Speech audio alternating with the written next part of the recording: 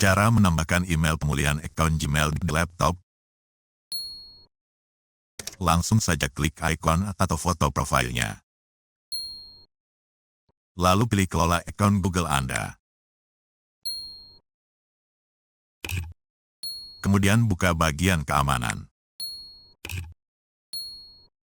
Lalu pilih email pemulihan.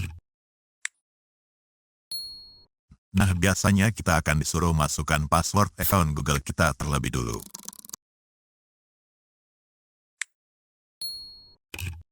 Sekarang masukkan alamat email kita yang lain di sini, yang berbeda dengan alamat email akun yang sedang kita buka ini. Verifikasi. Selanjutnya login ke email yang baru saja kita masukkan tersebut, untuk melihat kode verifikasi yang dikirim Google ke email tersebut.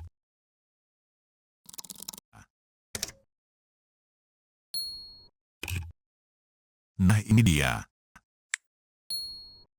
Tapi ingat, masa berlaku kode ini hanya 24 jam. Jika tidak kita gunakan selama 24 jam, berarti kode ini tak akan berfungsi lagi. Jadi kita harus ulangi lagi langkahnya dari awal seperti sebelumnya untuk mendapatkan kode yang baru. Sekarang copy kodenya, lalu paste di sini. Verifikasi. Nah, berhasil. Untuk meyakinkan kita, lihat kembali pada bagian keamanan akun.